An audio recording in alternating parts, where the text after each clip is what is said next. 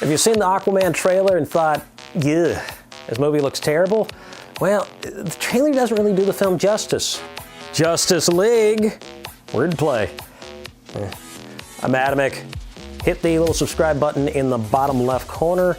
Now let's go take a look at Aquaman. Starting with the trailer, for some reason they used the cheesiest, worst acted lines in the entire movie, which is probably not a good idea since the fans of the DC Comics have grown to not expect a lot out of these movies. The characters have been almost unrecognizable from the comic book counterparts, either in looks or in actions. You had Mr. Red, White, and Blue Boy Scout Superman, who instead was moody and conflicted about whether or not he should help people. Then he ran off to become a fisherman.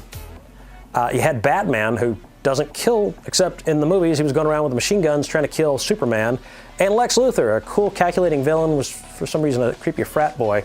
The movies have been bizarre, with the exception of Wonder Woman, who kind of lost some credibility being in Justice League. There's been talk of DC blowing up their whole movie universe and starting over. Henry Cavill might be out as Superman. There's been rumors for years that Ben Affleck's done playing Batman. For some reason, there are multiple actors playing the Joker.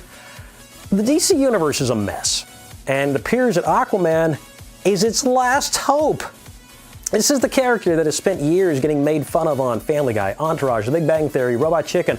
Aquaman's kind of been a joke among comic book fans and nerds, and yet this is DC's last hope. And honestly, the film doesn't suck.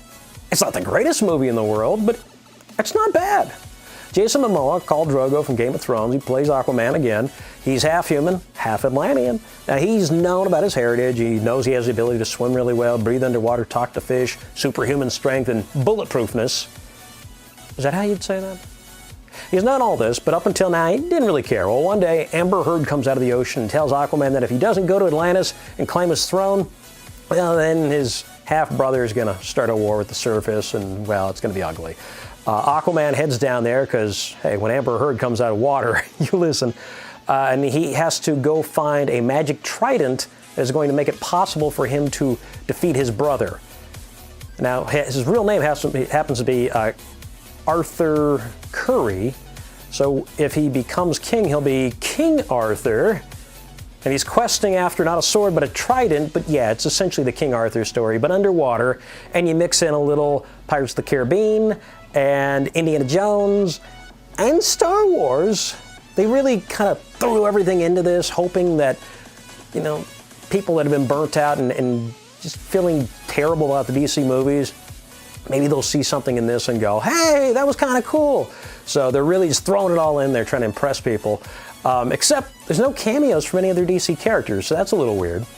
And there's no after credit scenes, so don't stick around waiting for those.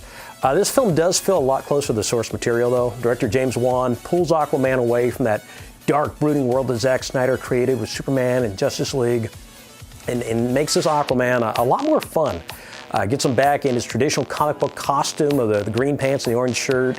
They got characters riding sharks and seahorses and just, you know, all the regular bonkers Aquaman stuff. You got some special effects that are times so-so, like some of the fish look a little CG, and Amber Heard's red hair dye is a little weird. There's also some just crazy diving into the water where they jump like 1,000,000 feet. There's some humor that doesn't quite hit, like you can tell they wanted it to be a joke, and the audience just kind of sits there and goes, huh. And there's some plot holes, like why does Aquaman need a boat, or how does a guy with bulletproof skin get tattoos? But these aren't huge issues. Overall, Aquaman, it's a pretty fun, exciting movie to watch. It does give some hope to the DC movies. Definitely better than anything Snyder did. Still not Wonder Woman, but pretty good for a DC movie. Compared to a normal movie, well, it's probably a 3 out of 5. That's it for Aquaman. If you want to check out some of the other movies that have come out this week, up here in the top left corner, you got everything else that came out this week. If you want something more specific, like a review of Bumblebee, it's over here in the top right corner. And of course, down here in the bottom left, you can subscribe. Go ahead and do that. It'll let you know when I post something. It'll support me, help make it possible for me to do more videos, that kind of thing. Make sure to like and comment and share and all that kind of stuff. I'm Adamic. See ya.